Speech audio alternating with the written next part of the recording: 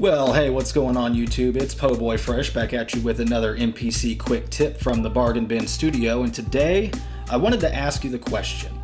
Have you ever found yourself in a situation where your mix is being overwhelmed by your bottom end, or you might even be clipping every time your kick hits, and your natural response is to just turn the kick down?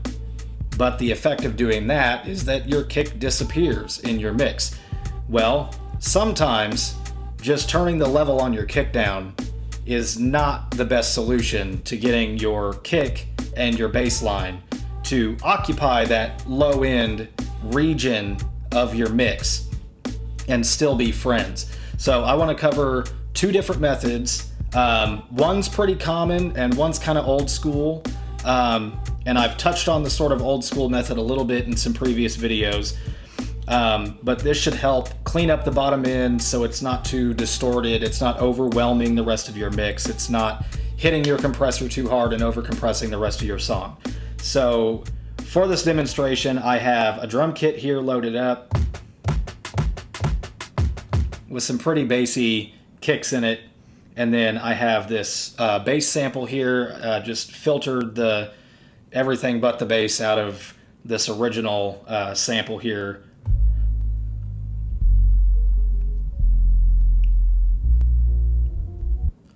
To get that nice, thick, juicy bass line out of it. And I put together a little bit of a pattern here, just 2 bars really quick, just to demonstrate the point that I'm making here. And as a matter of fact, and I'm gonna go ahead and just mute everything except for the kicks that I'm using in this pattern, just for now. Well, I'll play it a little bit first so you can hear what I'm working with.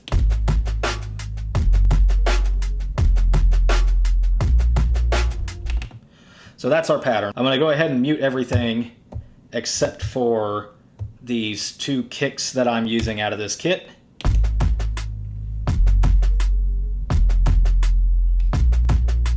That hat's part of one of the kick samples.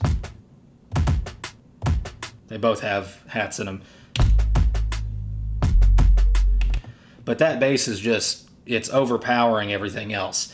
And so the first method that I want to cover is one I've already touched on before, and it's a little bit old school, but it's also pretty simple.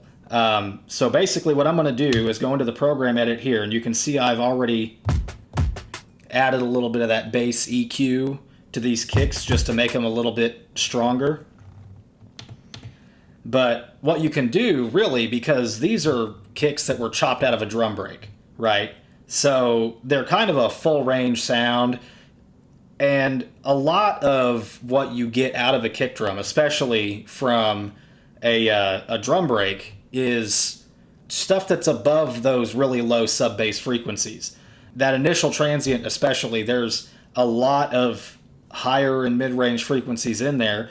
You don't necessarily need to have the very, very low bass frequencies be part of the kick. It's just not really necessary. The kick can still sound punchy, it can still poke through your mix and everything, even with some of the bass rolled off, and that'll make more room for your bass line, so you're not stacking all of that low end information on top of each other.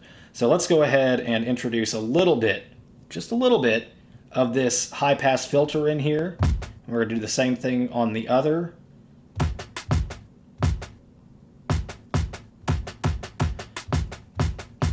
Now see, that sounds a little bit weak, but with the rest of the mix, and we might dial that back a little bit, but trust me, this works. See, the kick is still there. I mean, maybe I could take this back just a hair.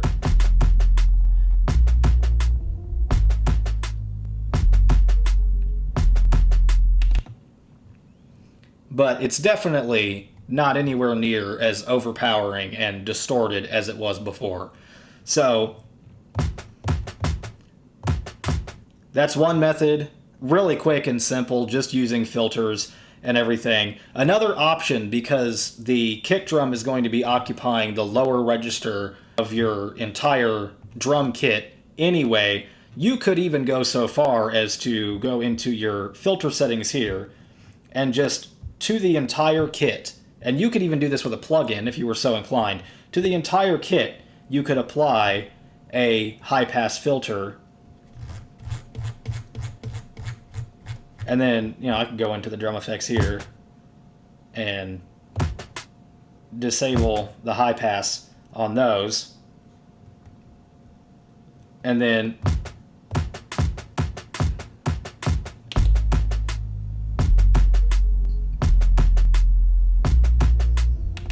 so that's another option, because if you're high passing your kicks at a frequency where there's still some of that low end juiciness there, but it's not, clashing with your bass line, that's not going to affect your snares and your hi-hats, because if you're going to high pass those, which you probably should, that's going to be a higher cutoff frequency anyway. So you could even high pass the entire kit if you were so inclined, and it will have the same effect basically.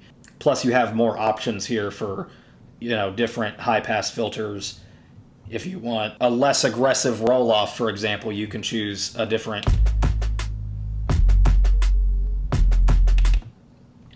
filter if you want by doing it this way. But that's tip number one. Really simple, really quick. The next thing that you can do, and let me go ahead and just turn that off. So we're back to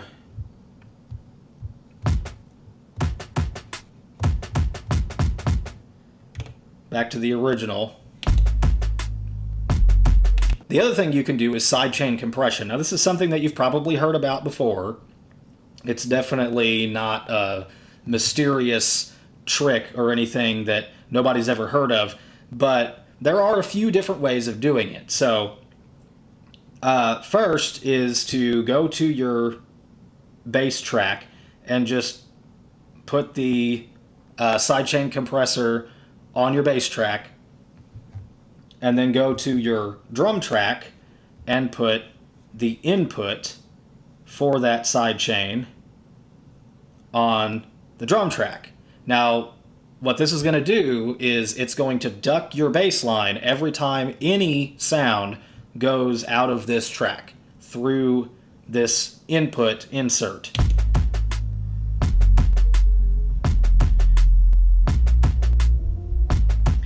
That doesn't sound too bad, right? But let's say that you need like a little bit more gain reduction because it's still clashing. Well, we can turn up the ratio, turn off auto there, and maybe take the threshold down a little further, and you'll see we get a lot more gain reduction.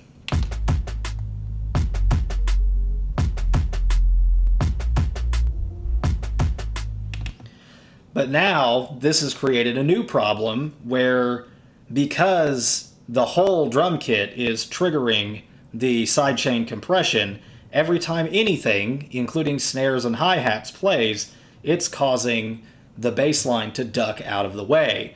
And we don't necessarily want that, because we're really just trying to get the kicks and the bass line to fit together. The snares don't really have enough low-end information to really cause any problems with your bass line. So what do? Well, there's a few different ways that you can do this.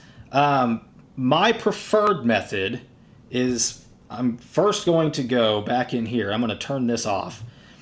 And instead of putting the input for the sidechain on the whole track, what I'm going to do instead, and this is another thing that some people might do, is they'll go into pad mode on the channel strip, which is this little thing here that kind of doesn't look like a button, but it is. You switch to pad mode, and you could put the input, one instance of the input, on each of your kicks. But that's not really necessary. You can use a single instance, and all you have to do is put it on a send track. You can see I've put one already on return 3, and all you got to do is go to, with a single instance of the input, you go to each of your kicks and set that send amount to 0 dB, maximum, 100%. Now, before you continue, you want to make sure that you turn the level on this return channel all the way down. These insert slots are pre-fader, which means that the sound 100% of the sound coming from these pads is going to get sent to this input, and then after that, the volume is going to get taken all the way down to minus infinity, or zero, basically, nothing.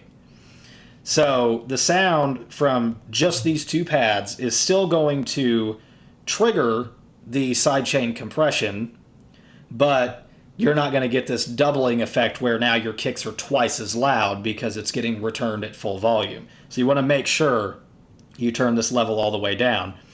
But now, if we go back to here and we open this, you'll see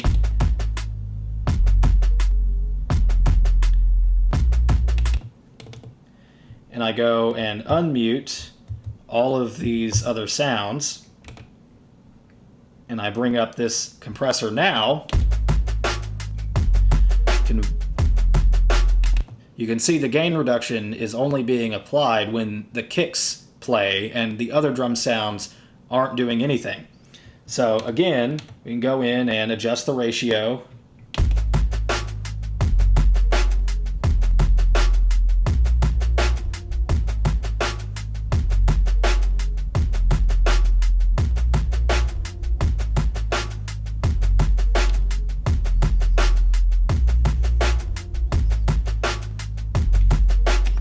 I went ahead and put a faster release on it, but you can see that by using this send channel trick, you can have only the kicks or whatever sounds you choose, because this same method can be applied to basically anything. I'm just using it to, again, get the kicks and the bass to play nicely together, to be friends. And so by having just the kicks affecting the sidechain compression, it enables the bass to still play somewhat normally. It's not being ducked by your snares and your hi-hats, but it's still carving out automatically, using the sidechain, a little pocket for your kicks to sit in. So if you don't want to roll off the bass from your kicks, you want them to still have that full range, big bassy punch without overwhelming your mix. This gets your bass line out of the way for that brief moment while that kick drum is playing, and then brings it right back up automatically. And that's the beauty of sidechain compression. So that's basically it. Two methods to get your kicks and your bass to play nicely together. Option number one, using high-pass filters, would definitely be better if you're using a natural sounding bass line that you don't want getting ducked out of the way. You want to retain that natural sound of the bass line. But otherwise, this is a perfectly good method. Just don't overdo it, because overcompression is a thing, and even with sidechain, you can get some overcompressed sound using the sidechain compression.